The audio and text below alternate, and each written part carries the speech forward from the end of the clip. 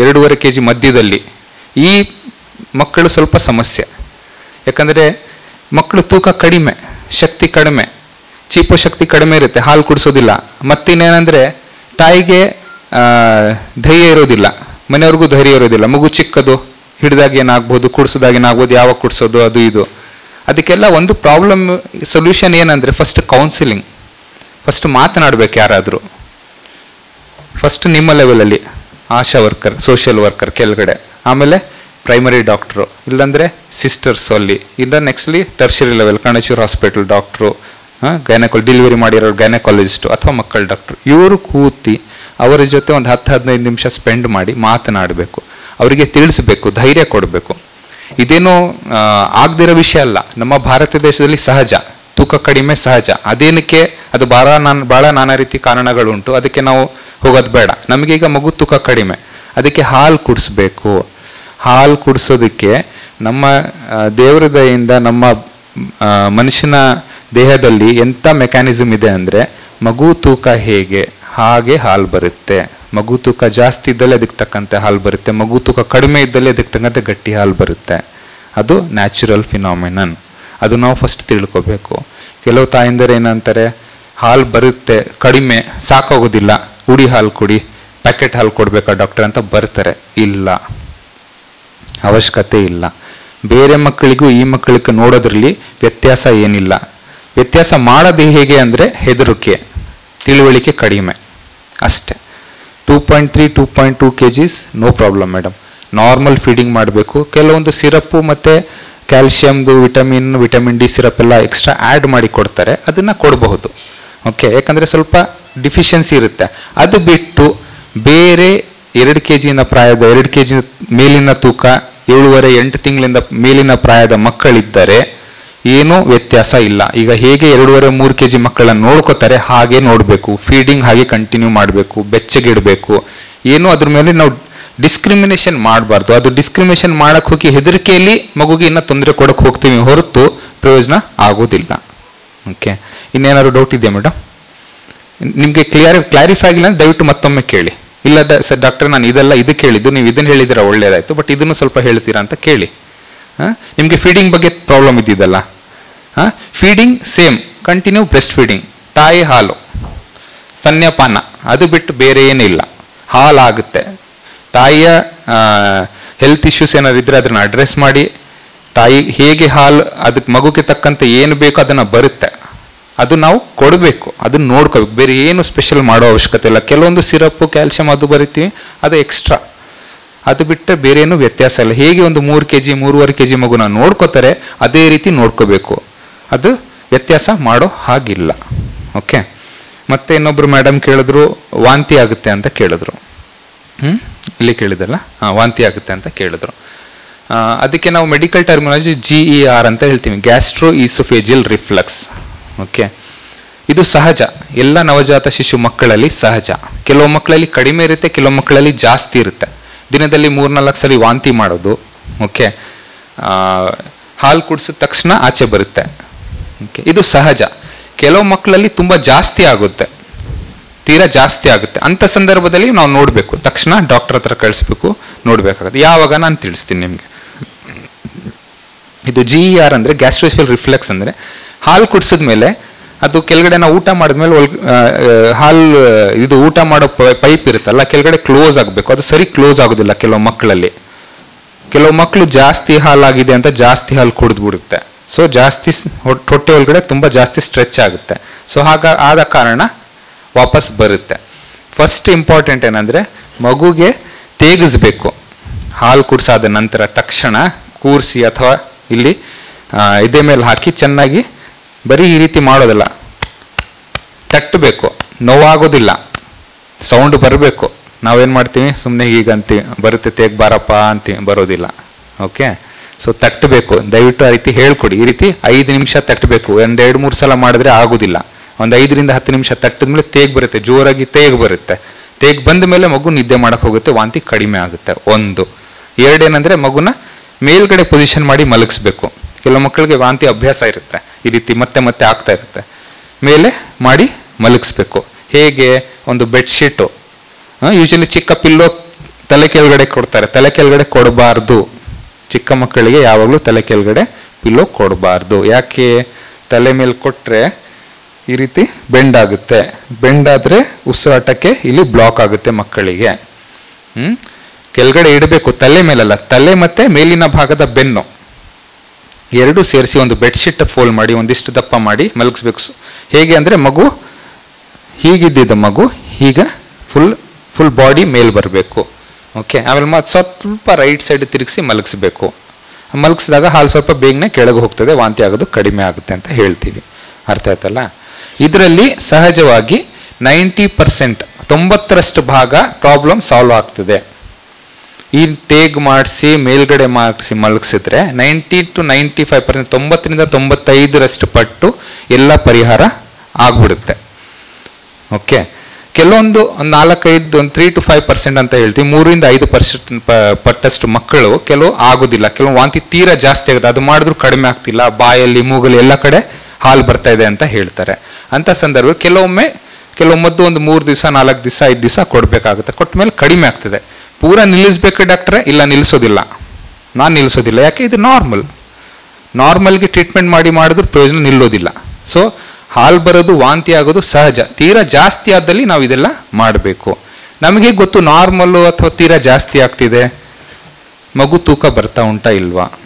ಈ ರೀತಿ ಮತ್ತೆ ವಾಂತಿಯಾಗಿ ತುಂಬ ಜಾಸ್ತಿ ವಾಂತಿಯಾಗಿ ಬರ್ತಾ ಇದೆ ಅಂದರೆ ಮಗು ತೂಕ ಬರೋದಿಲ್ಲ. ಮೂತ್ರ ಹೇಗುಂಟು? ಎಷ್ಟು ಸಲ ಮಾಡಬೇಕು ಮೇಡಮ್ ಮೂತ್ರ ಮಗು ಡೈಲಿ? Very good. 4ರಿಂದ 6 ಸಲ ಅಂತ ಹೇಳ್ತೀವಿ, 5ರಿಂದ 8 ಸಲ ಅಂತ ಹೇಳ್ತೀವಿ. ಓಕೆ, ಅಟ್ಲೀಸ್ಟ್ ಒಂದು 6 to 8 times 6ರಿಂದ 8 ಸಲ ಮೂತ್ರ ಮಾಡಿದ್ದಲ್ಲಿ ನಾರ್ಮಲ್. ಓಕೆ, ಹಾಲು ಕುಡಿಲಿಲ್ಲ ಅಂದರೆ ಮೂತ್ರ ಹೇಗೆ ಮಾಡುತ್ತೆ ಮಗು ಅಲ್ವಾ? ಒಂದು. ಎರಡನೇ ಏನಂದರೆ ಮಗು ನಿದ್ದೆ ಮಾಡ್ತಾ ಉಂಟಾ? ವಾಂತಿ ಆದಮೇಲೆ ಮಗು ನಿದ್ದೆ ಮಾಡ್ತಾ ಇದೆಯಾ ಅಂತ ಕೇಳಬೇಕು. ಡಾಕ್ಟ್ರೆ ನಿದ್ದೆ ಮಾಡ್ತಾ ಇದೆ, 1 ಗಂಟೆ 1.5 ಗಂಟೆ ನಿದ್ದೆ ಮಾಡ್ತಾ ಇದೆ ಅಂದರೆ ದಟ್ ಮೀನ್ಸ್ ಫೀಡಿಂಗ್ ಸರಿ ಉಂಟು, ವಾಂತಿ ಆದರೂ ತೊಂದರೆ ಇಲ್ಲ. ಇಲ್ಲ ಮೂತ್ರ ಸರಿ ಮಾಡ್ತಾ ಇಲ್ಲ, ಡಿಹೈಡ್ರೇಷನ್ ಅಂತ ಗೊತ್ತಲ್ಲ ನಿಮಗೆ, ನೀರಿನ ಅಂಶ ಕಡಿಮೆ ಆಗ್ತಾ ಇದೆ, ಸ್ಕಿನ್ ಪಿಂಚ್ ಇದಾಗ್ತಿದೆ, ತೂಕ ಬರ್ತಾ ಇಲ್ಲ, ಅಷ್ಟೇ ಇದೆ ಅಥವಾ ಕಡಿಮೆ ಆಗ್ತಾ ಇದೆ, ಹಾಗಿಲ್ಲ ಅಂದರೆ ತೊಂದರೆ ಉಂಟು ವಾಂತಿ ಇಲ್ಲ, ತಕ್ಷಣ ರೆಫರ್ ಮಾಡಬೇಕು. ಮಕ್ಕಳ ಡಾಕ್ಟ್ರು, ಪ್ರಿಫರೇಬ್ಲಿ ನವಜಾತ ಶಿಶು ಸ್ಪೆಷಲಿಸ್ಟ್ಗೆ ರೆಫರ್ ಮಾಡಬೇಕು. ಡಾಕ್ಟರ್ಗೆ ಕರ್ಕೊಂಡು ಬಂದ್ಬೇಕು ಅಥವಾ ತಿಳಿಸಿ ಕಳಿಸ್ಬೇಕು, ಎಲ್ಲಿ ಹತ್ತಿರದಲ್ಲಿ ಸಿಗ್ತಾರೆ ಅವರಿಗೆ. Okay, so problem GER, gastroesophageal reflux, ಅದಕ್ಕೆ ಏನು ಮಾಡಬೇಕು, ಯಾಕೆ ಈ ರೀತಿ ಆಗ್ತದೆ, ಹೇಗೆ ಕಂಡುಹಿಡಿಬೇಕು, ಇದು ಹೇಳಿದ್ದೀನಿ. ಓಕೆ, ತೂಕ ಮತ್ತು ಮೂತ್ರ.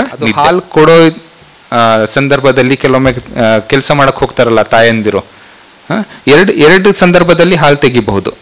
ಒಂದು, ಕೆಲಸ ಮಾಡಕ್ಕೆ ಹೋಗ್ತಾರಲ್ಲ ತಾಯಂದಿರು, ಕೆಲಸ ಇರುತ್ತೆ ಅವ್ರಿಗೆ, ವರ್ಕಿಂಗ್ ಮದರ್ ಅಂತ ಹೇಳ್ತೀವಿ ನಾವು ಇಂಗ್ಲೀಷಲ್ಲಿ.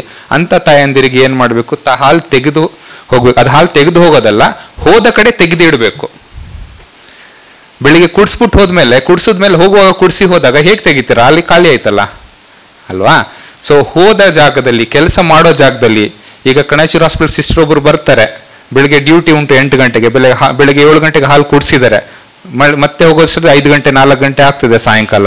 ಸೊ ಆ ಸಂದರ್ಭದಲ್ಲಿ 6ರಿಂದ 7 ಗಂಟೆ 8 ಗಂಟೆ ಡ್ಯೂಟಿ ಇರೋ ಟೈಮಲ್ಲಿ ಇಲ್ಲಿ ಕೂತು ಪ್ರತಿ ದಿನ ಹಾಲು ಕುಡಿಸಿ ಅವ್ರಿಗೆ ಅಭ್ಯಾಸ ಇರುತ್ತೆ, ಪ್ರತಿ 2 ಗಂಟೆಗೊಮ್ಮೆ. ಸೊ ಹಾಗಾಗಿ ಹಾಲು ತುಂಬುತ್ತೆ, 3 ಗಂಟೆ ಮ್ಯಾಕ್ಸಿಮಮ್ ಹಾಲು ತುಂಬುತ್ತೆ. ಹಾಗೆ ಬಿಟ್ರೆ ಹಾಲು ತುಂಬಿ ಪ್ರೆಷರ್ ಆಗಿ ಹಾಲು ಕುಡಿತಿಲ್ಲ ಅಂತ ನಮ್ಮ ಬಾಡಿ ಸೆನ್ಸ್ ಮಾಡಿ, ಓಕೆ ಮಗು ಯಾರು ಕುಡಿಯೋಕ್ಕಿಲ್ಲ ಅಂತ ಹಾಲು ಕಡಿಮೆ ಆಗ್ತಾ ಹೋಗುತ್ತೆ. 1. ಸೆಕೆಂಡು, ಇನ್ಫೆಕ್ಷನ್ ಆಗೋ ಸಾಧ್ಯತೆಗಳಿರುತ್ತೆ. 2. ಸೊ ಇದು ಕಡಿಮೆ ಮಾಡೋದಕ್ಕೆ ಏನು ಮಾಡಬೇಕಂದ್ರೆ, ಕೆಲಸ ಮಾಡೋ ಜಾಗದಲ್ಲೇ ಒಂದು ಕಡೆ ಕೂತ್ಕೊಂಡು, ಅದು ರೂಮಲ್ಲಿ ಕೂತಿ ನಮ್ಮ ಜೊತೆಗೆ ಡಬ್ಬಿ ತಗೊಂಡು ಹೋಗ್ಬೇಕು. ಆ ಡಬ್ಬಿಯಲ್ಲಿ ಹಾಲೆಲ್ಲ ಎಕ್ಸ್ಪ್ರೆಷನ್ ಹೇಳಿದ್ದಾರೆ ಮೇಡಮ್ ಹೇಗೆ ಅಂತ. ಬಹಳ ಸುಲಭ. ಕೆಳಗಡೆ ಬಳಿ ನಿಪ್ಪಲಲ್ಲಿ ಎಳೆಯೋದು ಬರೋದಿಲ್ಲ, ಅದು ಫುಲ್ ಸ್ವಲ್ಪ ಮಸಾಜ್ ಮಾಡಿ ಕೆಳಗಡೆಯಿಂದ ತಳ್ಳಿ ಪ್ರೆಸ್ ಮಾಡಿದ್ರೆ ಕಪ್ಪು ಭಾಗ ಇದೆಯಲ್ಲ ಅದರ ಹಿಂದೆ ಸ್ವಲ್ಪ ಹಿಡಿದು ಪ್ರೆಸ್ ಮಾಡಿದ್ರೆ ಹಾಲು ಬರುತ್ತೆ. ಇದು ಎಕ್ಸ್ಪ್ರೆಷನ್ ಮಾಡೋ ವಿಧಾನ. ಮೇಲೆ ಈ ಕಡೆ ಒಂದು, ಈ ಕಡೆ ಸ್ವಲ್ಪ ಪೊಸಿಷನ್ ಚೇಂಜ್ ಮಾಡ್ತಾ ಇರ್ಬೇಕು. ಎಲ್ಲ ಕಡೆ ಇರುತ್ತೆ ಹಾಲು ಬರೋಂಥದ್ದು. ಅಸಿನೈ ಅಂತ ಹೇಳ್ತೀವಿ, ಗ್ಲ್ಯಾಂಡುಲರ್ ಅಸಿನೈ ಅಂತ, ಅದೆಲ್ಲ ಎಲ್ಲ ಕಡೆ ಸ್ಪ್ರೆಡ್ ಆಗಿರುತ್ತೆ. ಅದಕ್ಕೆ ಎಲ್ಲ ಕಡೆ ಪ್ರೆಸ್ ಮಾಡಿ ಎಲ್ಲ ಕಡೆ ತೆಗಿಬೇಕು. ಬರೀ ಒಂದೇ ಕಡೆ ಪ್ರೆಸ್ ಮಾಡ್ತೀವಿ ಮುಂದೆ ಬರುತ್ತೆ. ಸೊ ಇಡೀ ಬ್ರೆಸ್ಟಲ್ಲಿ ಇರೋ ಎಲ್ಲ ಹಾಲು ತೆಗಿಬೇಕು. ತೆಗೆದು ಅದನ್ನ ಫ್ರಿಡ್ಜಲ್ಲಿ ಇಡಬೇಕು. ಸೊ ಬೆಳಿಗ್ಗೆ 8 ಗಂಟೆಗೆ ಬಂದು ಸಾಯಂಕಾಲ 5 ಗಂಟೆಗೆ ಹೋಗೋ ಟೈಮಲ್ಲಿ ಅಟ್ಲೀಸ್ಟ್ 2 ಸಲ ಹಾಲು ತೆಗಿಬಹುದು. 2 ಸಲ ಹಾಲು ತೆಗೆದ್ರೆ 4ರಿಂದ ಸಹಜವಾಗಿ ಕೆಲಸ ಮಾಡಕ್ ಬರೋದು, ಕೆಲಸಕ್ಕೆ ವಾಪಸ್ ಹೋಗೋದು 4-5 ತಿಂಗಳಾದ ನಂತರ ಅಲ್ವಾ. ಆ ಟೈಮಲ್ಲಿ ಅಟ್ಲೀಸ್ಟ್ 100ರಿಂದ 200 ml ಹಾಲು ಬರುತ್ತೆ.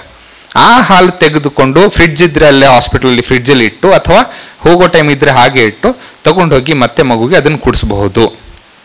ಅದಕ್ಕೆ ಎಕ್ಸ್ಪ್ರೆಷನ್ ಅಥವಾ ಹಾಲು ವಿಸ್ಕರಣ ಅಂತ ಹೇಳ್ತೀವಿ.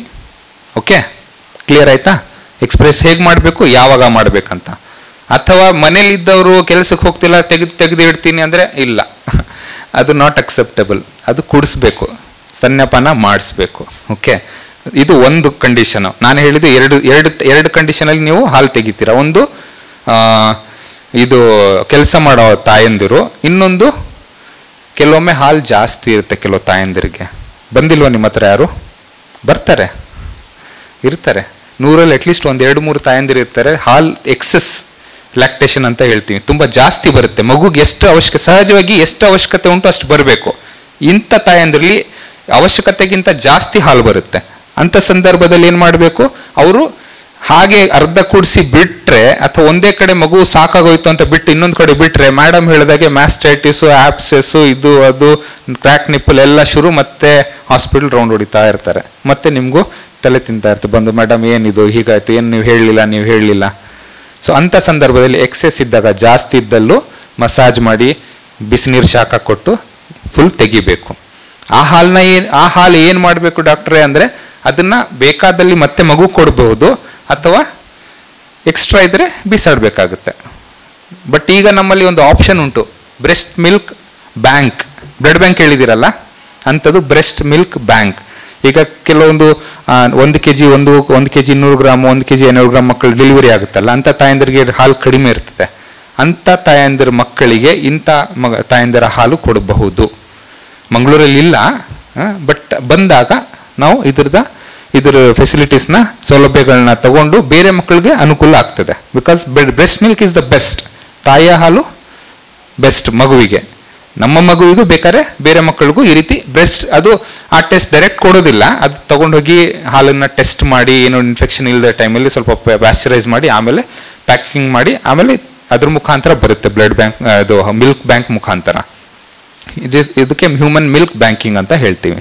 ಮುಂಬೈಲಿ ಉಂಟು, ಬೆಂಗಳೂರು ಶುರು ಮಾಡ್ತಾ ಇದ್ದಾರೆ, ಇನ್ನು ಬಂದಿಲ್ಲ, ಪ್ರೈವೇಟ್ 1-2 ಉಂಟು. ಓಕೆ, ಇದು ನೀವು ಲಂಡನ್ನು ಅಮೆರಿಕಾಗೆ ಹೋದರೆ ಇದೆಲ್ಲ ಆಲ್ರೆಡಿ ಉಂಟು. ನಮ್ಮಲ್ಲಿ ಬರ್ತಾ ಇದೆ, ಭಾರತ ದೇಶದಲ್ಲಿ ಇನ್ನೂ ಬರ್ತಾ ಇದೆ, ಡೆವಲಪ್ಮೆಂಟಿಂಗ್, ಇಟ್ಸ್ ಸ್ಟಿಲ್ ಡೆವಲಪಿಂಗ್. ಓಕೆ, ಇದು ಮಿಲ್ಕ್ ಎಕ್ಸ್ಪ್ರೆಷನ್. ಓಕೆ, ಇದೊಂದು ಡೌಟ್ ಕ್ಲಿಯರ್ ಆಯ್ತಾ? ಓಕೆ, ಮತ್ತೆ ಇನ್ನೊಬ್ರು ಕೇಳಿದ್ರು ಅಂಬಲಿಕಲ್ ಗ್ರಾನುಲಾ ಡಿಸ್ಚಾರ್ಜ್ ಬರುತ್ತೆ ಒಕ್ಕಳಲ್ಲಿ ಅಂತ. ಸಹಜವಾಗಿ ಅದರ ಒಕ್ಕಳ ನಾಳಿ ಇರುತ್ತೆ, ಅದು ಯಾವಾಗ ಬೀಳುತ್ತೆ, ಎಷ್ಟು ದಿವಸ ಬೇಕು ಮೇಡಮ್ ಬೀಳೋದಕ್ಕೆ? ಸಹಜವಾಗಿ ಈಗ ಕೇಳ್ತಾರೆ, ಈಗ ಡೆಲಿವರಿ ಆಯಿತು, ಫಸ್ಟ್ ಟೈಮ್ ಪ್ರೆಗ್ನೆನ್ಸಿ, ಫಸ್ಟ್ ಮಗು, ಮೇಡಮ್ ಬಂದರು 7ನೇ ದಿವಸಕ್ಕೆ ತೋರಿಸ್ಕೊಂಡು, ಇದನ್ನ ಬಿದ್ದಿಲ್ಲ, ಯಾವಾಗ ಬೀಳುತ್ತೆ ಮೇಡಮ್ ಅಂತ ಏನು ಹೇಳ್ತೀರಾ? ಸಹಜವಾಗಿ 5ರಿಂದ 7 ದಿವಸ. ಕೆಲವು ಮಕ್ಕಳಿಗೆ 3 ದಿವಸದಲ್ಲೇ ಬೀಳುತ್ತೆ, ಕೆಲವು ಮಕ್ಕಳಿಗೆ 10 ದಿವಸ ಆಗುತ್ತೆ, 15 ದಿವಸ ಆಗ್ಬೋದು. ಸಹಜವಾಗಿ 5ರಿಂದ 7 ದಿವಸ, ಕೆಲವೊಮ್ಮೆ 3 ವಾರನೂ ಆಗಬಹುದು, ಏನು ತೊಂದರೆ ಇಲ್ಲ. ಲೇಟ್ ಆದರೂ ಪರವಾಗಿಲ್ಲ. ತುಂಬ ಲೇಟ್ ಆಗ್ತಿದೆ, 1 ತಿಂಗಳಾದ್ರೂ ಬೀಳಿ ಅಂತ ತಕ್ಷಣ ಕಳಿಸಿ ಹಾಸ್ಪಿಟಲ್ಗೆ. ನೋಡಬೇಕು ಏನಕ್ಕೆ, ಏನು ತೊಂದರೆ ಅಂತ ನೋಡ್ಬೇಕಲ್ಲ, ಇಲ್ಲ ಮನೆಯಲ್ಲೇ ಕೂತು ಮಾಡೋ ಹಾಗಿಲ್ಲ. ಕೆಲವೊಮ್ಮೆ ಅದರಲ್ಲಿ 2 ಉಂಟು. ಅದು ಬಿದ್ದಾದ ನಂತರ ಸಿಕ್ರಿಷನ್ಸ್ ಅಂತ ಕೆಲವೊಮ್ಮೆ ಯೆಲ್ಲೋ ಕಲರು, ಕೆಲವೊಮ್ಮೆ ನೀರು, ಬ್ಲಡ್ ಮಿಕ್ಸ್ ಆಗಿ ಬರುತ್ತೆ. ಅದು ನಾರ್ಮಲ್, ಫುಲ್ ಡ್ರೈ ಆಗಿಲ್ಲ. ಬಿದ್ದಾದ ಮೇಲೆ ಒಳಗಡೆ ಒಣಗಬೇಕದು, ಡ್ರೈ ಆಗಬೇಕು, ಅದು ನಾರ್ಮಲ್. ಅದಕ್ಕೆ ಏನು ಮಾಡೋ ಹಾಗಿಲ್ಲ, ಬಿಟ್ಬಿಡಿ ಹಾಗೆ. ಡ್ರೈ ಆಗಿ ಎಲ್ಲ ಬರುತ್ತೆ. ಎಲ್ಲ ತುಂಬ ಜಾಸ್ತಿ ಗಲೀಜು ಕಾಣಿಸ್ತದೆ ಅಂದರೆ ಸ್ನಾನ ಮಾಡಿಸುವಾಗ ಸೋಪ್ ಹಾಕಿ ನೀರಲ್ಲಿ ತೊಳೆದು ಡ್ರೈ ಮಾಡಿ ಅಷ್ಟೇ, ಕಾಟನ್ ಬಟ್ಟೆಯಲ್ಲಿ ಡ್ರೈ ಮಾಡಿ. ಇನ್ನೇನು ಬೇಡ, ಏನು ಹಚ್ಚೋದು ಬೇಡ, ಏನೂ ಹಚ್ಚೋ ಅವಶ್ಯಕತೆ ಇಲ್ಲ. ಓಕೆ, ಏನೂ ಹಚ್ಚೋ ಅವಶ್ಯಕತೆ ಇಲ್ಲ. ಕೆಲವೊಮ್ಮೆ ಸಂದರ್ಭದಲ್ಲಿ ತುಂಬ ಜಾಸ್ತಿ ಬರ್ತಿದ್ರೆ ಅಲ್ಲಿ ಗ್ರ್ಯಾನುಲೋಮಾ ಅಂತ ಉಳ್ಕೊಳ್ಳುತ್ತೆ. ಸಹಜವಾಗಿ 2-3 ವಾರ 1 ತಿಂಗಳಾದ ನಂತರ ಅದು ಕಾಣಿಸ್ಕೊಳ್ಳುತ್ತೆ. ಆ ಸಂದರ್ಭದಲ್ಲಿ ಆಗ ಸ್ವಲ್ಪ ನೀರು ಥರ ಅಂಶ ಜಾಸ್ತಿ ಬರ್ತಾ ಇರುತ್ತೆ. ಅಂಥ ಸಂದರ್ಭದಲ್ಲಿ ಉಪ್ಪು ಹಾಕಿ ಅಂತ ಹೇಳ್ತಾರೆ. ಅದು ಉಪ್ಪು ಹಾಕಿದ್ರೆ ಅದು ಬೇಗನೆ ಡ್ರೈ ಆಗುತ್ತೆ. ಯಾಕಂದ್ರೆ ಅದು ಡ್ರೈ ಆಗಲಿಲ್ಲ ಅಂದರೆ ಅದು ಆಪರೇಷನ್ ಮಾಡಿ ತೆಗಿಬೇಕಾಗುತ್ತೆ. ಅದು ಡಾಕ್ಟರ್ಗೆ ತೋರಿಸಿ ಅಲ್ಲಿ ಸ್ಕ್ಯಾನಿಂಗ್ ಮಾಡಿಸಿ ಅವಶ್ಯಕತೆ ಇದೆ. ಅದಾದ ನಂತರ ಏನೂ ತೊಂದರೆ ಇಲ್ಲ ಅಂತ ಗೊತ್ತಾದ ಮೇಲೆ ಉಪ್ಪು ಹಾಕೋದಕ್ಕೆ ಸಜೆಷನ್ ಕೊಟ್ಟರೆ ಒಳ್ಳೆಯದು. ನಮ್ಮಲ್ಲಿ ನಾವೇ ಹೇಳೋದು ಅದು ಕಲ್ಲುಪ್ಪಲ್ಲ, ಉಡಿ ಉಪ್ಪು ಹಾಕಿದ್ರೆ ಒಳ್ಳೆಯದು. ಕಲ್ಲುಪ್ಪು ನಿಲ್ಲೋದಿಲ್ಲಲ್ಲ. ಬಟ್ ಅದಕ್ಕೆ ಕೆಲವೊಂದು ಅದು ನೋಡಬೇಕಾಗುತ್ತೆ. ಅಂಥ ಸಂದರ್ಭ ಕಾಣಿಸ್ಕೊಂಡ್ರೆ ದಯವಿಟ್ಟು ರೆಫರ್ ಮಾಡಿ. ಮಕ್ಕಳ ಡಾಕ್ಟರ್ ಇರ್ತಾರೆ, ನೋಡ್ತಾರೆ, ನೋಡಿಕೊಂಡು ತಕ್ಕಂತೆ ಡಿಸಿಷನ್ ಕೊಡ್ತಾರೆ. ಯಾಕಂದ್ರೆ ಲೇಟ್ ಆಗಬಾರ್ದು ಕೆಲವೊಮ್ಮೆ. ಇದು ಒಂದು ನಾರ್ಮಲ್. ಅದು ಸೆಕ್ರೇಷನ್ ಬಂದಾಗ ಕೆಳಗಡೆನು ಕೆಂಪು ಬಣ್ಣ ಏನಾಗೋದಿಲ್ಲ, ಎರಿದಿಮ ಇಂಡ್ಯೂರೇಷನ್ ಅಂತ ಹೇಳ್ತೀವಿ. ಅದು ಇನ್ನೊಂದು ಇನ್ಫೆಕ್ಷನ್ ಆಗೋ ಸಾಧ್ಯತೆ ಇರುತ್ತೆ. 3ನೇ ದಿವಸ, 5ನೇ ದಿವಸ, 7ನೇ ದಿವಸ ಹೊಕ್ಕಳು ಇರುತ್ತೆ, ಅಥವಾ ಬೀಳೋ ಟೈಮಲ್ಲಿ ಜಾಸ್ತಿ ಬರುತ್ತೆ, ಸ್ಮೆಲ್ ಇರುತ್ತೆ, ತುಂಬಾ ಜಾಸ್ತಿ ಒಂಥರ ಗಬ್ಬು ವಾಸನೆ ಬರುತ್ತೆ, ಮತ್ತೆ ಎಲ್ಲ ಫುಲ್ ರೆಡ್ ಆಗ್ಬಿಟ್ಟಿರುತ್ತೆ ಅದ್ರ ಸುತ್ತಮುತ್ತಲ. ಅದು ಅಂಬಲಿಕಲ್ ಇನ್ಫೆಕ್ಷನ್ ಅಂತ ಹೇಳ್ತೀವಿ. ಓಕೆ, ಅದು ತುಂಬಾ ಸೀರಿಯಸ್ ಕಂಡೀಷನ್. ಅಂದರೆ ಇನ್ಫೆಕ್ಷನ್ ಇರುತ್ತೆ, ಸೆಪ್ಟಿಕ್ ವರ್ಕಪ್ ಮಾಡಬೇಕು, ಇನ್ಫೆಕ್ಷನ್ ಇದ್ರೆ ಇಂಜೆಕ್ಷನ್ ಅಥವಾ ಸಿರಪ್ ಎಲ್ಲ ಬರ್ಕೊಡು. ಅಂಥ ಸಂದರ್ಭದಲ್ಲಿ ನಿಮಗೆ ಡೌಟ್ ಅನ್ಸಿದ ತಕ್ಷಣ ಕಳಿಸ್ಬೇಕು. ಅದು ಬಿಟ್ಟು ಸ್ವಲ್ಪ ಬರ್ತಾ ಇದೆ, ನೀರ್ ತರ ಉಂಟು, ಡ್ರೈ ಉಂಟು, ಅಥವಾ ಹೆಲ್ದಿ ಇದೆ, ಏನು ರೆಡ್ ಆಗಿಲ್ಲ, ಊತ ಇಲ್ಲ, ಅಲ್ಲಿ ಸ್ವೆಲ್ಲಿಂಗ್ ಇಲ್ಲ ಅಂತ ಹೇಳಿದ್ರೆ ನೀವು ಇಷ್ಟು ಮಾಡ್ಕೊಂಡು ಡ್ರೈ ಕ್ಲೀನ್ ಮಾಡಿ ಬಿಟ್ಬಿಟ್ರೆ ಡ್ರೈ ಆಗ್ಬಿಡುತ್ತೆ. ಇಲ್ಲ ಅದು ಬಿಟ್ಟು ಬೇರೆ ಅನ್ಸಿದ್ರೆ ದಯವಿಟ್ಟು ತಕ್ಷಣ ರೆಫರ್ ಮಾಡಬೇಕು. ಓಕೆ. ಮತ್ತೆ ಇನ್ನೊಂದು ನಾರ್ಮಲ್ ಫ್ರೀಕ್ವೆನ್ಸಿ ಆಫ್ ಸ್ಟೂಲಿಂಗ್, ಅಂದ್ರೆ ಮೋಷನ್ 2 ದಿವಸ, 3 ದಿವಸ, 4 ದಿವಸ ಅಂತ ಹೇಳಿದೆ. ನೀವೇನ್ ಅನ್ಕೊಂಡಿದ್ದೀರಾ? ಯಾವಾಗ ನಾರ್ಮಲ್ ಆಗಿ ಮಕ್ಕಳು ಯಾವ ಸಂದರ್ಭದಲ್ಲಿ ಮೋಷನ್ ಮಾಡಬೇಕು, ಎಷ್ಟು ಸಲ ಮಾಡಬೇಕು ಹೇಳಿ ಮೇಡಮ್, ಸ್ವಲ್ಪ ಜೋರಾಗಿ ಹೇಳಿ. ದಿನಕ್ಕೊಮ್ಮೆ. Very good. ಮತ್ತೆ ಬೇರೆ ಈಗ ಅವ್ರು ಮೇಡಮ್ ಅನ್ಕೊಂಡಿದ್ರೆ ದಿನಕ್ಕೊಮ್ಮೆ, ನೀವೇನ್ ಅನ್ಕೊಂಡಿದ್ದೀರಾ, ನಿಮ್ಮ ಅನಿಸಿಕೆ?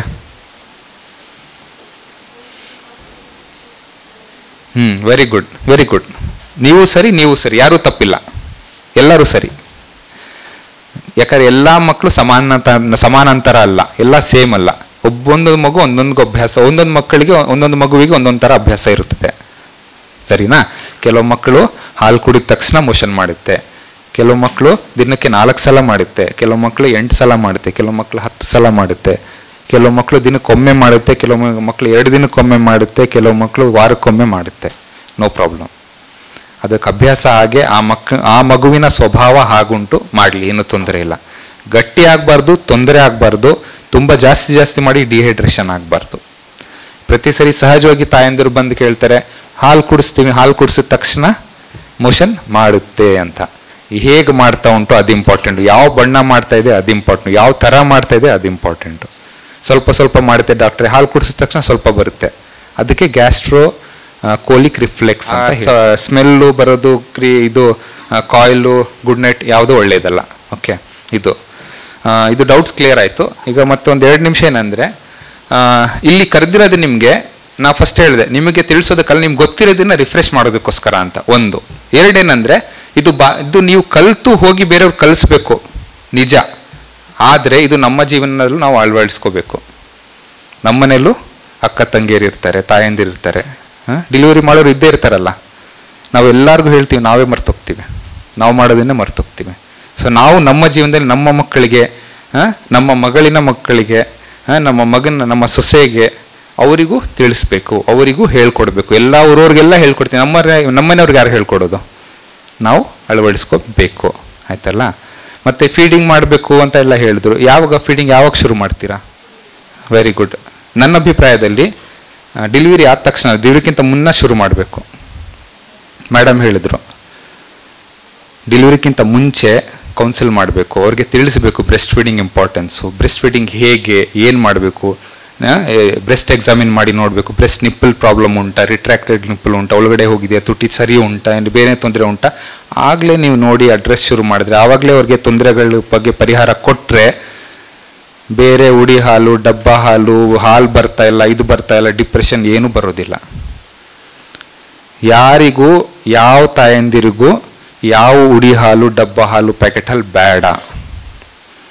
ಈಗ ಹಸು ಸಹಜವಾಗಿರುತ್ತಲ್ಲ, ಹಸು ಕುರಿಗಳಲ್ಲಿ ಮನೆಗಳಲ್ಲಿ ಡೆಲಿವರಿ ಆಗುತ್ತೆ, ಅವ್ರಿಗೂ ಡೆಲಿವರಿ ಆಗುತ್ತೆ, ಇದು ಕರ ಬರುತ್ತೆ, ಅದಕ್ಕೆಲ್ಲ ಅದು ಉಡಿ ಹಾಲು ಕೊಡ್ತೀರಾ ಯಾರಾದರೂ? ಉಡಿ ಹಾಲು ಡಬ್ಬ ತೋರಿಸಿ ಕೊಡ್ತೀರಾ? ಸಾಕಾಗಲಿಲ್ಲ, ಒಂದು ಪ್ಯಾಕೆಟ್ ಮಿಕ್ಸಕ್ಕೆ ಮಾಡ್ಕೊಳ್ಳೋಣ, ಇದು ಜಾಸ್ತಿ ಆಗುತ್ತೆ, ಪ್ಯಾಕೆಟ್ ಹಾಲು ಕೊಡ್ಬೋಣ, ಸ್ವಲ್ಪ ಹಾಲು ಮಿಕ್ಸ್ ಮಾಡಿ, ನೀರು ಮಿಕ್ಸ್ ಮಾಡಿ ಕೊಡೋಣ, ಮಾಡ್ತೀರಾ? ಅದು ಪ್ರಾಣಿ, ಅದಕ್ಕೆ ಅಷ್ಟು ತಿಳುವಳಿಕೆ ಉಂಟು. ಅದು ಡೆಲಿವರಿ ಆದ ನಂತರ ಅದು ಹಾಲು ಬರುತ್ತೆ, ನನ್ನ ಕರುವಿಗೆ ನಾ ಹಾಲು ಕುಡಿಸ್ಬೇಕಷ್ಟಂತ ಇದು ತಿಳುವಳಿಕೆ ಉಂಟು. ನಾವು ಮನುಷ್ಯರಾಗಿ ಅಷ್ಟು ತಿಳುವಳಿಕೆ ಇದೆ, ನಾವು ಯೋಚನೆ ಮಾಡ್ಬೋದು, ನಾವ್ಯಾಕೆ ಈ ಹಾಲು ಆ ಹಾಲು ಮತ್ತೆ ಹಾಲು ಬರೋದಿಲ್ಲ ಅಂತದ್ದು ಯಾಕೆ ಬರೋದು? ಅದು ನನ್ನ ಸೊ ನನ್ನ ಅಭಿಪ್ರಾಯದಲ್ಲಿ ನಮ್ಮ ಮನಸ್ಸಲ್ಲಿ ಇರೋದಿಲ್ಲ, ಹಾಲು ಕುಡಿಸ್ಬೇಕು ನನ್ನ ಮಗುಗೆ ಬೇಡವಾ ಅಂತ. ನಾನು ಹೇಗೆ ಯೋಚನೆ ಮಾಡ್ತೀನಿ, ನನ್ನ ಮಗುಗೆ ಎಷ್ಟು ಚೆನ್ನಾಗಿ ನಾನು ನೋಡ್ಕೋಬೇಕು, ಅದು ನನ್ನ ಮನಸ್ಸಲ್ಲಿರೋದು. ದಯವಿಟ್ಟು ಬಂದಾಗ ಕೌನ್ಸಿಲಿಂಗ್ ಮಾಡಿ, ಅವ್ರಿಗೆ ತಿಳಿಸಿ, ಅವ್ರಿಗೆ ಕಾನ್ಫಿಡೆನ್ಸ್ ಕೊಡಿ, ಅವ್ರಿಗೆ ಮನಸ್ಸು ಬಲ ಶಕ್ತಿ ಮಾಡಿ, ಮನಸ್ಸು ಶಕ್ತಿ ಜಾಸ್ತಿ ಮಾಡಿ. 99% ಪ್ರಾಬ್ಲಮ್ ಇರೋದಿಲ್ಲ, ಏನೂ ತೊಂದರೆ ಬರೋದಿಲ್ಲ. About the patients and the community, I will tell them. Yesterday also he spoke so, his speech was so mesmerizing, you know. Like his concern, ನೀವು ಯಾವಾಗ ನಮ್ಮ ಡಿಪಾರ್ಟ್ಮೆಂಟ್ನಲ್ಲಿ ಬಂದಿದ್ರೆ ನೀವು ನೋಡ್ಬೋದು, ಯಾವಾಗ ಅವ್ರು ಇರ್ತಾರಲ್ಲ 10-15 ಪೇಷಂಟ್ ಅವ್ರ ಇರ್ತಾರೆ ಅವ್ರ ಡಿಪಾರ್ಟ್ಮೆಂಟ್ನಲ್ಲಿ, ಒ ಪಿ ಡಿನಲ್ಲಿ. ಯಾವಾಗಲೂ ನಾವು ಹೋಗಿದ್ರೆ he is full busy in the department, but he is such a expert and social concerns ತುಂಬ ಇದೆ ಅವ್ರಿಗೆ. ತುಂಬ ಪೇಷಂಟ್ ನೀವು ಕಳಿಸ್ಬೋದು. ಈಗ ಪಿಡಿಯಾಟ್ರಿಕ್ ಡಿಪಾರ್ಟ್ಮೆಂಟ್ಗೆ ಯಾವುದು ಪ್ರಾಬ್ಲಮ್ ಇದ್ದರೆ sir is there to help you. And main thing is ಈ explain so nicely because he is concerned ಇದೆ. ಓಕೆ, ಅದೇ ಥರ ನೀವು ಮಾಡಬೇಕಂತ and appreciation to you sir. ಅದಕ್ಕೂ ಮುಂಚೆ ದ ಮೋಸ್ಟ್ ಇಂಪಾರ್ಟೆಂಟ್ ಡಾಕ್ಟರ್ ಪ್ರಜ್ನಾರವರನ್ನು ಸ್ಟೇಜ್ನ ಮೇಲೆ ಬಂದು ಒಂದು ಹೂವನ್ನು ಸ್ವೀಕರಿಸಬೇಕೆಂದು ಕೋರುತ್ತಿದ್ದೆ. True prayer is neither a mere mental exercise nor a vocal performance. It is far deeper than that. It is a spiritual transaction with the creator of heaven and earth. I request Mr. Yasir to come on stage and let us invoke the blessings of the Almighty. Maliki yawmiddin. Iyyaka na'budu wa iyyaka nasta'in. اهدنا الصراط المستقيم صراط الذين أنعمت عليهم غير المغضوب عليهم ولا الضالين.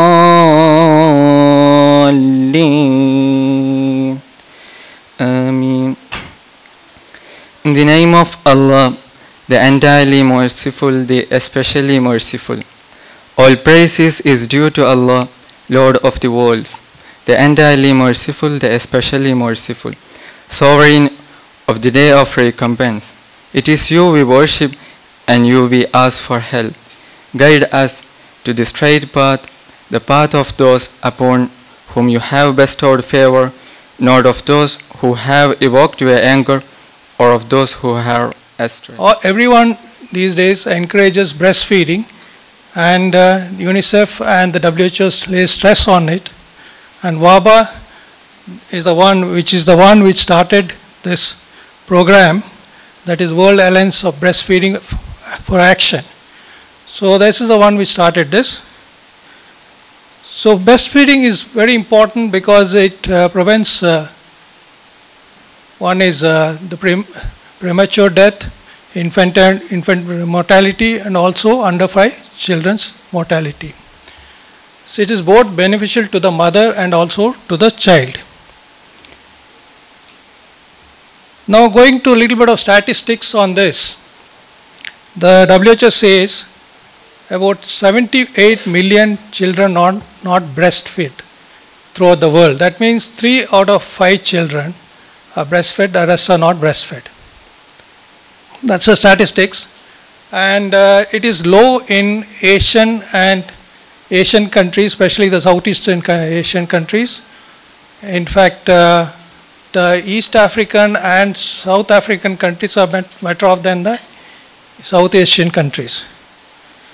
They say about early starting breastfeeding within 1 hour after delivery prevents about 20% of early deaths of the children, that is the infant deaths.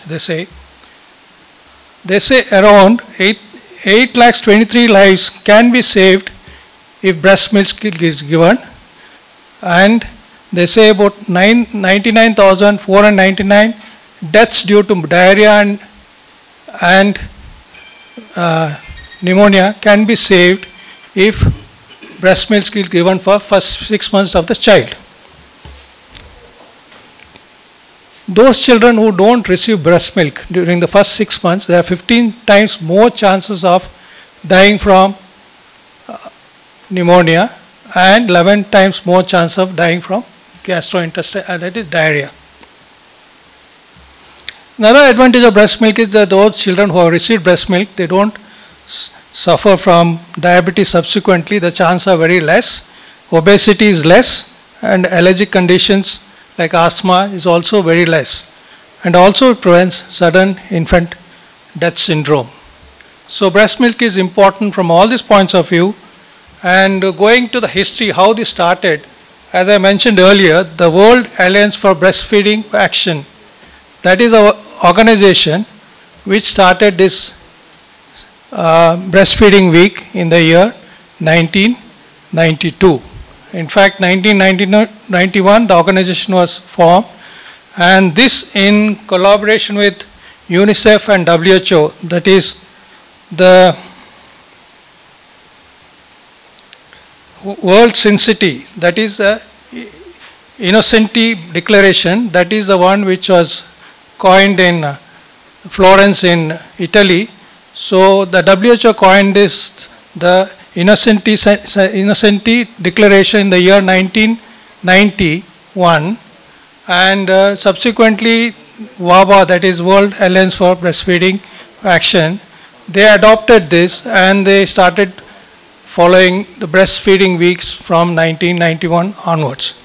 So the WHO and UNICEF are also close partners of WABA, and this is being celebrated throughout the world. So other day I was seeing in the newspaper and the Times of India publication, there's a headline they're saying India is not a breastfed nation. I was a bit inquisitive on this. So I just checked up, and they had mentioned the statistics that only 42% of the Indian mothers breastfeed the children during the first hour of delivery, and only 55% give them breastfeed for 6 months subsequently without interruption. Now this is not a large number, but we are slightly better off compared to other countries. In this 42% what has been mentioned, it is not 42% same throughout. In states like UP it is around only 24%, and in a place like Delhi it's only 29%. So overall is 43%. So this we have to improve. In fact, the Indian Newborn Action Plan has mentioned that we should increase this to 75% by the year 2017. That means the mother breastfeeding the child within 1 hour of delivery should be increased to 75%, and by the year 2025 it should be 90%. I don't know how far we are going to achieve the target, but as of now, today, the percentage is around 45% of mothers breastfeed their children during first 1 hour after delivery. So the Indian government wants to encourage this and to achieve the target which they want to achieve, that is to achieve a target of 75% of 2017, which we should have achieved, but we have achieved only 45%.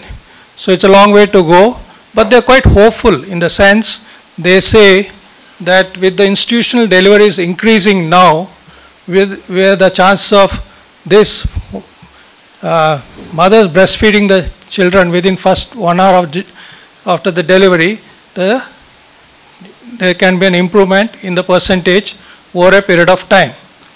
But the aim of Indian government is that every child which is born should be breastfed within first 1 hour of the delivery.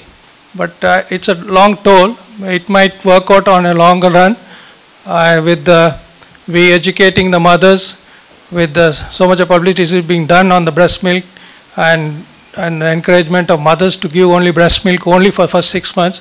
It might work out on the long run. Now there are certain barriers which are there in breast milk feeding, that is poor health of the lactating mothers, which may not permit at times for mother to give breast milk, lack of time because of most of the women are working these days, depend on an infant formula because for easy feeding of the child because of the mothers are working, leaving breastfeed in between due to insufficient milk secretion, lack of guidance by the medical staff or the paramedical staff or by their own, or listening to their own kith and kin. Breastfeeding in public is a taboo. So keep looking into these problems and keeping the low percentage this much. We in the department, we discussed, he said how best we can try to improve this breastfeeding practices amongst the women. So we identified 2 people in the department that when we thought we'll tackle the hospital with the nursing staff, then we thought we'll tackle the community with the help of the ASHA workers, because we had seen them working during the TB surveillance program. They are very active in the field, very much in touch with the community there. I thought this might be very helpful in involving these 2 people. So we thought of conducting class with the help of Department of Obstetrics and Gynecology and in the Pediatrics Department. So we had classes for the nursing staff yesterday, where some talks were given by all 3 departments, where about 20 odd nurses were present and 40 odd students, nursing students were also present. Today we have the ASHA workers, we have over 40 of them. I am sure these talks will enrich the knowledge about the existing knowledge on breastfeeding and help the community in the long way in giving practical tips to the mother and also assisting them in the problems when they come up with the problem of breastfeeding. With these things, I think things should improve, because the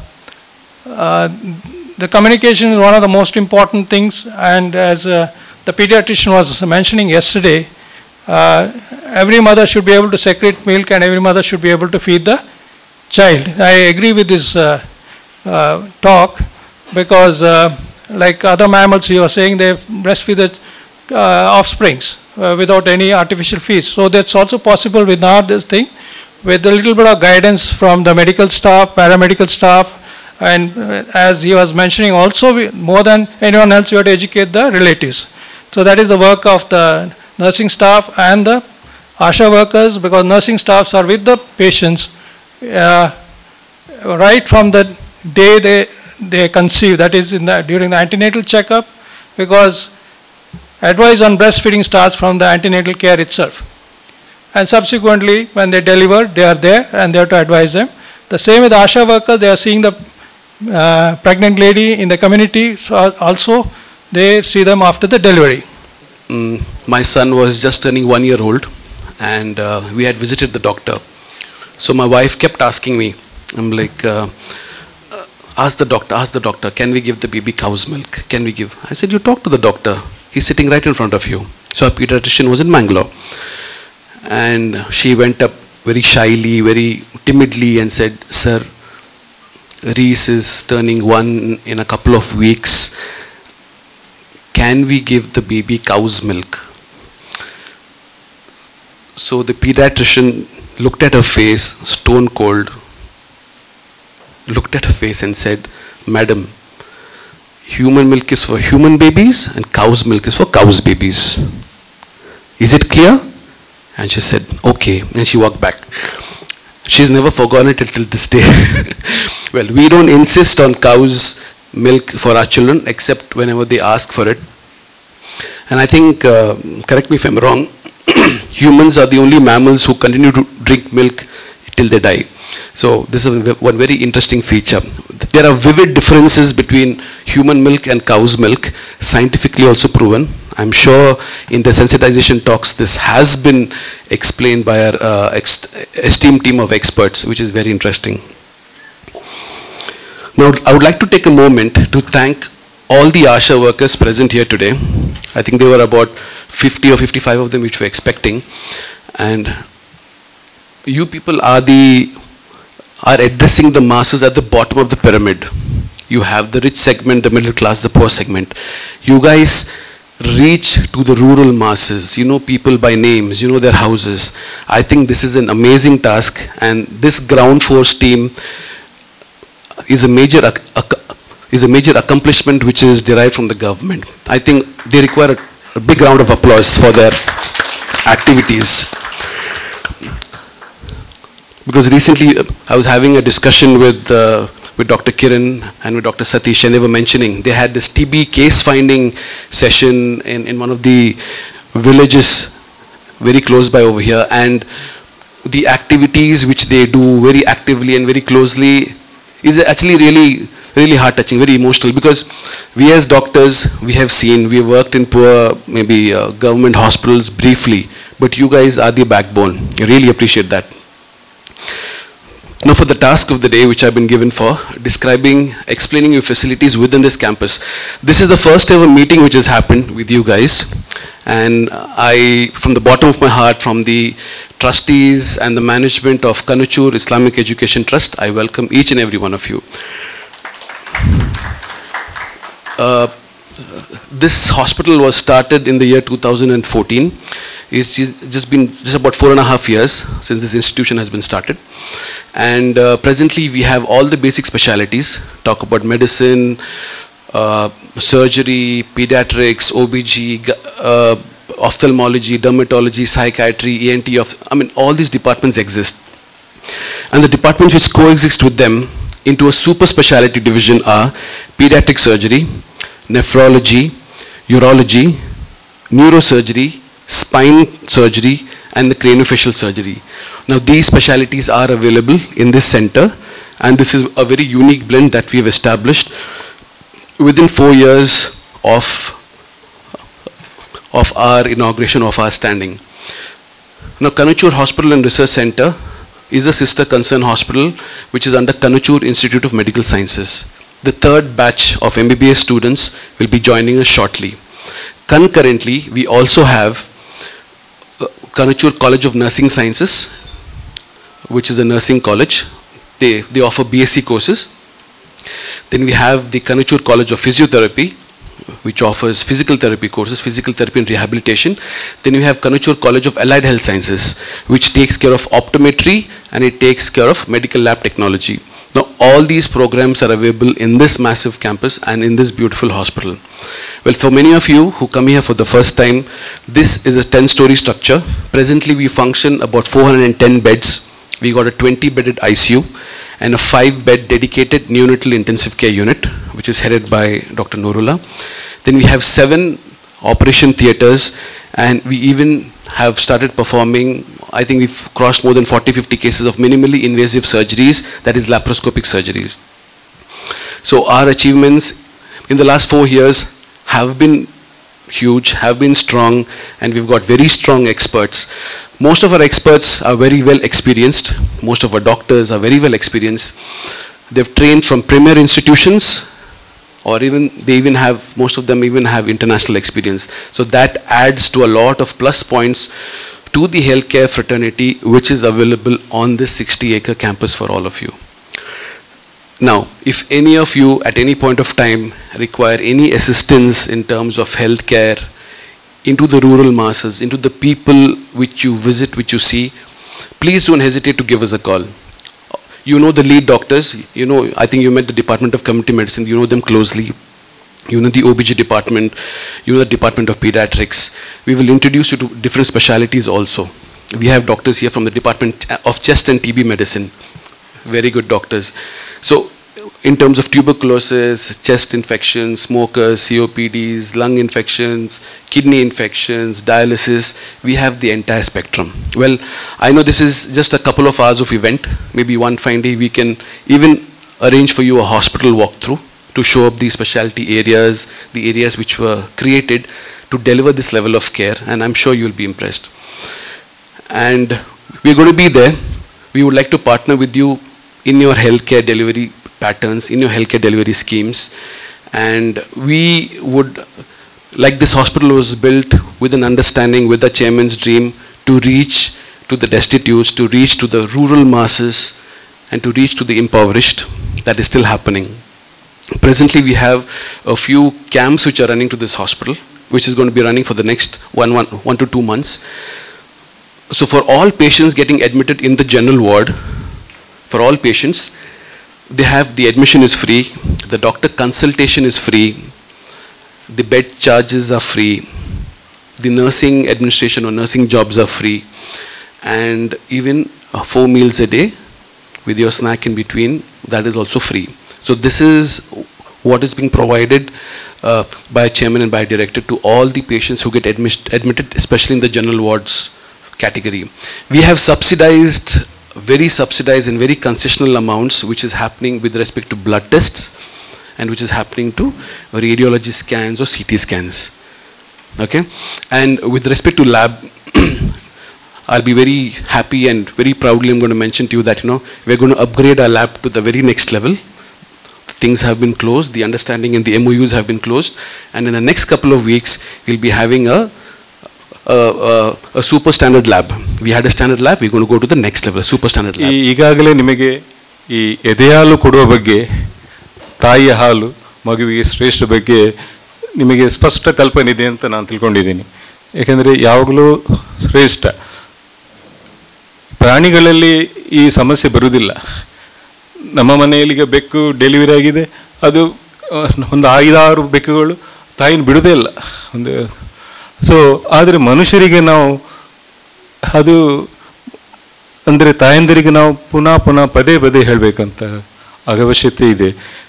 ಯಾಕೆಂದರೆ ಅಮೆರಿಕದಲ್ಲಿ, ಇಂಗ್ಲೆಂಡಲ್ಲಿ delivery ಆದ ತಕ್ಷಣ ಹೊಕ್ಕಳ ಬಳ್ಳಿಯನ್ನು cut ಮಾಡಲಿಕ್ಕಿಲ್ಲ, direct ಮಗುವನ್ನು ಎದೆಗೆ ಬಿಡುವುದು, breast crawling ಅಂತಾರೆ.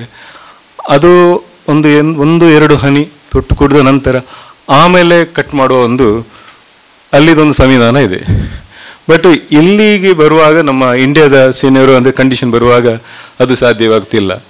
ಇಲ್ಲೆಂದರೆ ನಾವೆಂದರೆ delivery ಆಗಿ ಹೊಕ್ಕಳ ಬಳ್ಳಿ ಕಟ್ಟಾಗಿ ಮಗು ಕ್ಲೀನ್ ಮಾಡಿ ಆಮೇಲೆ ನಾವು ತೋರಿಸುವಂಥ ಕ್ರಮ ಇದೆ. ಅದು ಸರಿಯಾದ ಕ್ರಮ ಅಲ್ಲ. ನಾವು ನಿಧಾನವಾಗಿ ಈ ಬೆಸ್ಟ್ ಕ್ರಾಲಿಂಗ್ ಅಂದರೆ ಹೊಕ್ಕಳ ಬಳ್ಳಿ ಕಟ್ ಮಾಡುವ ಮೊದಲೇ ಕೊಡುವ ಒಂದು ಪದ್ಧತಿಯನ್ನು ನಾವು ನಮ್ಮ ಈ ವಾತಾವರಣದಲ್ಲಿ, ನಮ್ಮ ಇಂಡಿಯನ್ ಕಂಡೀಷನಲ್ಲಿ ಅದನ್ನು ತೊಡಗಿಸ್ಬೇಕಂತ ನಾವು ಪ್ಲ್ಯಾನ್ ಮಾಡಿದ್ದೀವಿ. ಈಗ ನಮ್ಮಲ್ಲಿ ಕೆಲವು ಅಂದರೆ ಹೆಚ್ಚಿನ ಹಾಸ್ಪಿಟಲ್, ಈಗ ಬ್ರೆಸ್ಟ್ ಅಂದರೆ ಬೇಬಿ ಫ್ರೆಂಡ್ಲಿ ಹಾಸ್ಪಿಟಲ್, ಅಲ್ಲಿ ಬ್ರೆಸ್ಟ್ ಫೀಡಿಂಗ್ಗೆ ತುಂಬ ಮಹತ್ವ ಕೊಡ್ತಾ ಇದ್ದೀವಿ. ಮತ್ತು ಈ ಬ್ರೆಸ್ಟ್ ಫೀಡಿಂಗಲ್ಲಿ ತುಂಬ ಸಮಸ್ಯೆ ಇದೆ. ಕೆಲವು ಅಜ್ಞಾನ, ಈ ಮೊದಲಿನ ಬರುವ ಹಾಲು ಅದೊಂದು ಲಸಿಕೆ ಸಮಾನ ಹೇಳಿ ನಾವೀಗ BCG ಮತ್ತು ಓರಲ್ ಪೋಲಿಯೋ ಕೊಡ್ತೀವಿ. ಆ ಮೊದಲಿನ ಕೊಲೆಸ್ಟ್ರಾಮ್ ಅಂತ ಇದ್ವಿ, ಆ ಹಾಲು ಒಂದು ಲಸಿಕೆಗೆ ಸಮಾನವಾಗಿದೆ. ಸೊ ಅದನ್ನು ಮೊದಲು ಏನಂದರೆ ಅದನ್ನು ತೆಗಿತಾ ಇದ್ರು, ಅದು ಹಾಲು ಕೊಡ್ತಾನೆ ಇರಲಿಲ್ಲ. ಸೊ ಈಗ ನಾವು ಮೊದಲಿನ ಕೊಲೆಸ್ಟ್ರಾಮ್ ಫೀಡ್ ಮಾಡಲಿಕ್ಕೆ ತುಂಬ ಮಹತ್ವ ಕೊಡ್ತಾ ಇದ್ದೀವಿ. ಮತ್ತು ಇನ್ನೊಂದೆಂದರೆ ಬ್ರೆಸ್ಟ್ ಫೀಡಿಂಗ್, ನಿಪ್ಪಲ್ ಫೀಡಿಂಗ್ ಅಂತ 2 ಬೇರೆ ಇದೆ. ಅಂದರೆ ಕೆಲವೊಮ್ಮೆ ಬರೀ ನಿಪ್ಪಲನ್ನು ಮಗು ಅದು ಕಚ್ಚಿ ಎಳಿತಾ ಇರುತ್ತೆ, ಆಗ ಸರಿಯಾಗಿ ಮಗುವಿಗೆ ಅಂದರೆ ಆ ಹಾಲು ಅದು ಮಗುವಿನ ಹೊಟ್ಟೆ ಸೇರುವುದಿಲ್ಲ. ಬ್ರೆಸ್ಟ್ ಫೀಡಿಂಗ್ ಅಂದರೆ ಅದು ಈ ತೊಟ್ಟಿನ ಕೆಳಗಿನ ಭಾಗ, ಆ ಕಪ್ಪು ಭಾಗಕ್ಕೆ ನಾವು ಏರಿಯೋಲ್ ಅಂತೀವಿ, ಅದನ್ನು ಪ್ರೆಸ್ ಮಾಡಿಕೊಂಡು ಕೊಟ್ಟರೇನೆ ಸರಿಯಾದ ಹಾಲು. ಭಾಳ ಸಮಸ್ಯೆ ಬರುತ್ತೀಗ. ನಿಮಗೆ ಸಹ ತಾಯಂದಿರು ಕೇಳ್ತಾರೆ, ನಾನು ಕೊಡುವ ಹಾಲು ಮಗುವಿಗೆ ಸಾಕಾ ಹೇಳಿ.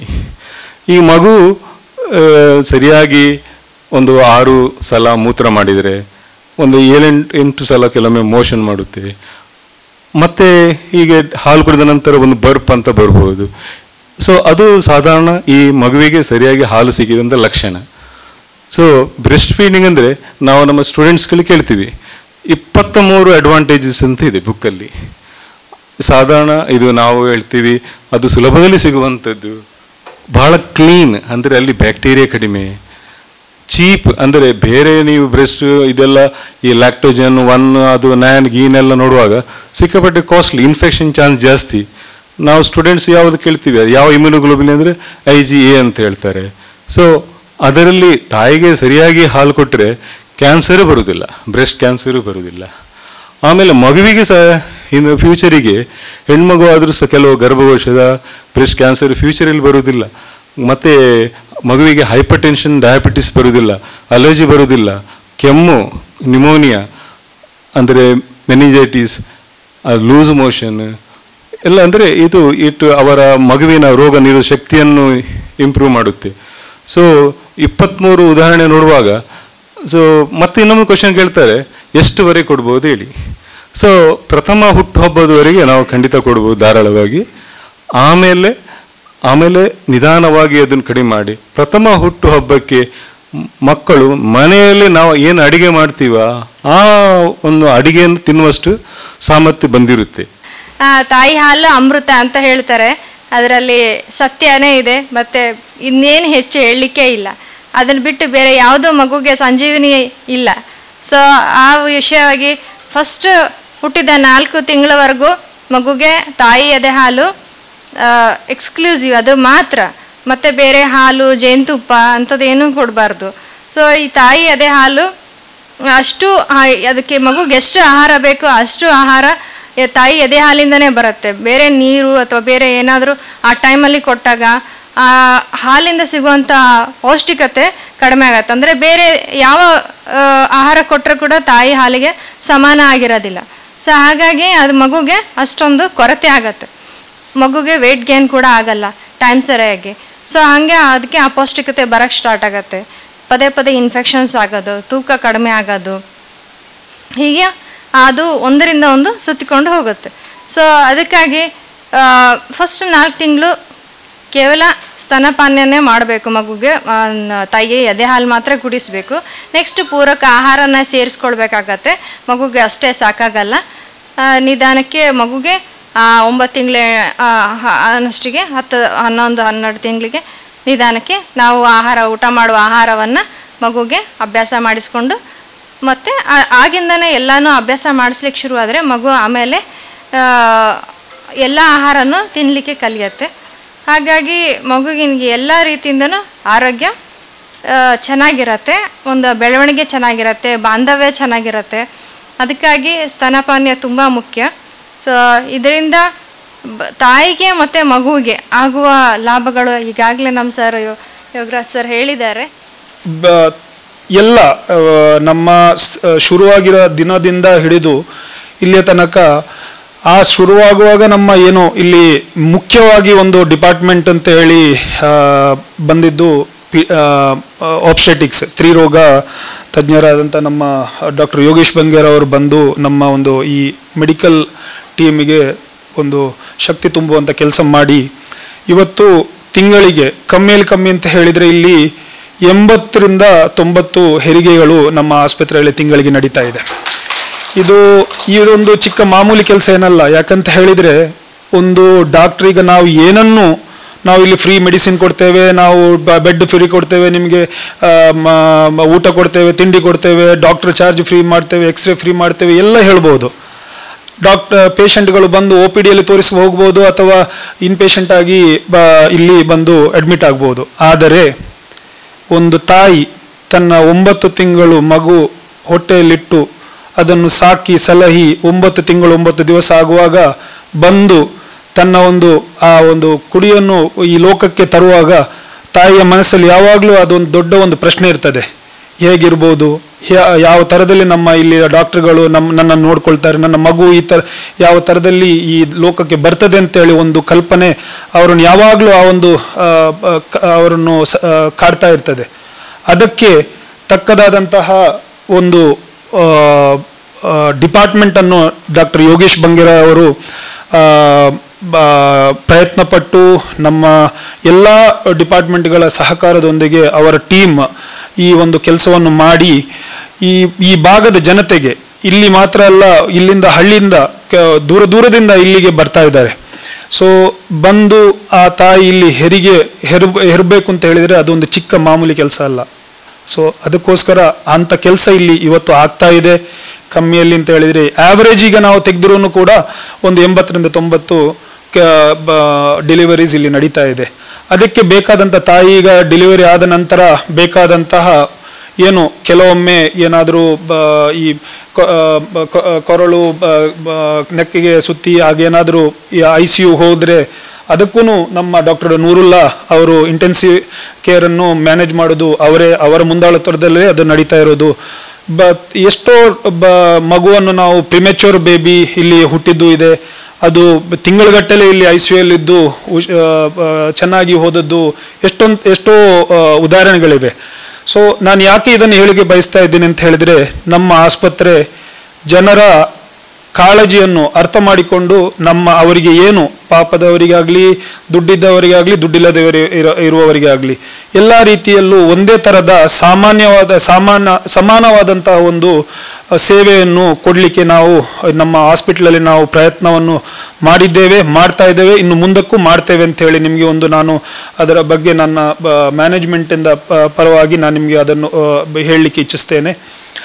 ಹಾಗೂ ಇನ್ನು ಮುಂದಕ್ಕೆ ನೀವು ಈಗ ಬಂದಿದ್ದೀರಿ ನಮ್ಮ ಆಸ್ಪತ್ರೆಗೆ, ನಮ್ಮ ಹಾಸ್ಪಿಟ್ಲನ್ನು ನಿಮ್ಮ ಪರಿಸರದ ಹಾಸ್ಪಿಟ್ಲ್, ಇದು ನಿಮ್ಮ ಹಾಸ್ಪಿಟ್ಲ್, ಇದು ನಾವು ಇದನ್ನು ಕಟ್ಟಿ ಡಾಕ್ಟರ್ಗಳನ್ನಿಟ್ಟು ಎಲ್ಲ ಮಾಡಿದ್ರು ನೀವು ಬಂದ್ರೇನೆ ಇದು ಆಸ್ಪತ್ರೆ ಆಗೋದು, ಇಲ್ಲ ಅಂತ ಹೇಳಿದ್ರೆ ಇದು ಒಂದು ಖಾಲಿ ಒಂದು ಕಟ್ಟಡ ಮಾತ್ರ ಅಂತ ಹೇಳಲಿಕ್ಕೆ ಬಯಸ್ತೇನೆ. ಸೊ ಅದಕ್ಕೋಸ್ಕರ ನಿಮ್ಮೆಲ್ಲರ ಸಹಕಾರದೊಂದಿಗೆ ನಿಮ್ಮ ಮುಂದಿನ ದಿನದಲ್ಲಿ ನಮ್ಮ ಎಲ್ಲ ಡಿಪಾರ್ಟ್ಮೆಂಟ್ ನಿಮಗೆ ಆಶಾ ವರ್ಕರ್ಗಳು ನೀವು ಎಲ್ಲ ಒಂದು ಮನೆಗೆ ಹೋಗುವಾಗ ಅಥವಾ ಒಂದು ಗ್ರಾಮಕ್ಕೆ ಅಥವಾ ಹಳ್ಳಿಗೆ ನೀವು ಹೋಗುವಾಗ ಅಲ್ಲಿ ಬೇರೆ ಬೇರೆ ತರದಂತ ಜನರನ್ನು ನೀವು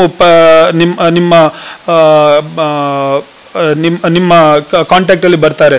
ಅದರಲ್ಲಿ ಪ್ರಸವಕ್ಕೆ ಇರುವವರಾಗಿರ್ಬೋದು ಅಥವಾ TB ಇದ್ದವರಾಗಿರ್ಬೋದು ಅಥವಾ ಬೇರೆ ಬೇರೆ ಕಾಯಿಲೆ ಇದ್ದವರಾಗಿರ್ಬೋದು. ಕಿಡ್ನಿ ರಿಲೇಟೆಡ್ ಡಿಪಾರ್ಟ್ಮೆಂಟ್ ಅಂತ ಹೇಳಬೇಕು ಅಂತ ಹೇಳಿದ್ರೆ ಇಲ್ಲಿ ಒಳ್ಳೆಯಾದಂತಹ ನಮ್ಮ ಯೂರಾಲಜಿ ಮತ್ತು ನೆಫ್ರಾಲಜಿ ಅಂತ ಹೇಳಿದ್ರೆ ಈಗ ಡಯಾಲಿಸಿಸ್ ಸಂದರ್ಭದಲ್ಲಿ ಬೇಕಾಗಿರುವಂತ ನಮ್ಮ ಡಾಕ್ಟರ್ ಪ್ರಶಾಂತ್ ಅಂತ ಹೇಳಿ ಇಲ್ಲಿ ನಮ್ಮ ಹಾಸ್ಪಿಟಲ್ ಅಲ್ಲಿ ಇದ್ದಾರೆ. ಅದೇ ತರ ಯೂರಾಲಜಿ ಕಿಡ್ನಿ ರಿಲೇಟೆಡ್ ಕಾಯಿಲೆಗೋಸ್ಕರ ನಮ್ಮ ಡಾಕ್ಟರ್ ಸಂದೀಪ್ ಅಂತ ಹೇಳಿ ಇದ್ದಾರೆ. ಇವರೆಲ್ಲರೂ ಇಂಥ ಬೇರೆ ಬೇರೆ ನಾನಾ ಡಿಪಾರ್ಟ್ಮೆಂಟ್ ಅಲ್ಲಿ ಒಳ್ಳೆ ಡಾಕ್ಟರ್ಗಳಿದ್ದಾರೆ. ಇದರ ಸದುಪಯೋಗವನ್ನು ನೀವು ನಿಮ್ಮ ತಿಳಿದಿರತಕ್ಕಂಥ ನಿಮ್ಮ ಎಲ್ಲ ಜನರಿಗೆ ಇದರ ಮಾಹಿತಿಯನ್ನು ಕೊಟ್ಟು ನಮ್ಮ ಆಸ್ಪತ್ರೆಗೆ ಇನ್ನು ಮುಂದಿನ ದಿನದಲ್ಲಿ ನಿಮ್ಮ ಒಂದು ಕೈಲಾದಂತಹ ಒಂದು ಸೇವೆಯನ್ನು ನಮ್ಮ ಹಾಸ್ಪಿಟಲ್ಗೆ ದೊರಕಿಸಿಕೊಡ್ಬೇಕು ಅಂತ ಹೇಳಿ ಕೇಳಿಕೊಳ್ಳುತ್ತಾ